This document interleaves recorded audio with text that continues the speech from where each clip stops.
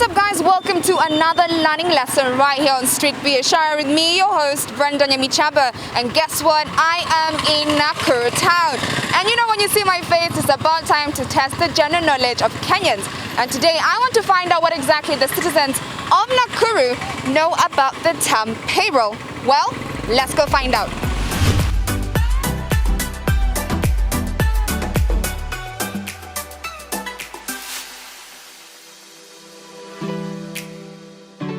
Payroll. Hiyo kusema ukweli sielewi vizuri. Sielewi. Naisikianga. Unafikiria inamaanisha nini? Hiyo tu tunaona tu kwa TV. Because already kitu naonanga hata ni kama wanaletanga tu kwa TV peke yake. Hata tujawahi elewa hata kidogo. A payroll, they can say most of the time is usually generated by the HR's office when they are paying the employees maybe on the monthly basis based on their employment contract. Payroll kwa kibiashara ni kwamba ni mahali labda kwa njia moja ama nyingine unaweza kuwa umenakiliwa kwa njia ya kulipwa ama ni njia ya kuwekwa kwamba umeandikishwa mahali kwa muda kwamba unapomaliza muda fulani kuna kitu utapewa. Yaani jina lako liko katika sajili ya kuonyesha kuna kitu ambayo unakuwa ukipokea baada ya kuhudumu kwa muda. Payroll ni wale watu wako katika malipo ya mshahara. Yeah. Okay.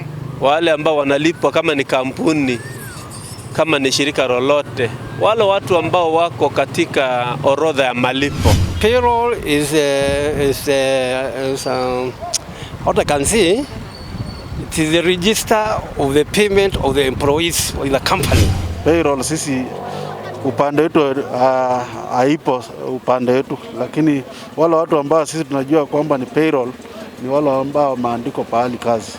Ndio wako payroll. After getting your interesting responses on what the term payroll means, and let me tell you something, it's time for us to break it down for you so you can get a clear understanding for yourself what exactly payroll is, why it's important, and how it applies in your daily life. Now, joining me today is financial and accountant expert Job Akiage. Thank you so much for joining me today once again on this episode of Street Biashara. And I'm just gonna jump right into you explaining to us in the most simplest terms what a payroll is. In the simplest term, the simplest that I can put it, is a list of the company's employees and the amount of money they are to be paid. Okay. Or you can say is the total amount of wages paid by a company. And how exactly does it work? Payroll is a process. It begins after you hire your first employee.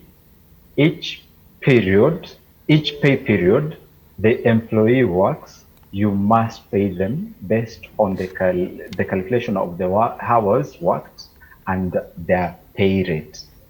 Also, in there, you must have to take into consideration of all the deductions that must be deducted from that pay. And finally, you get what we call the net pay.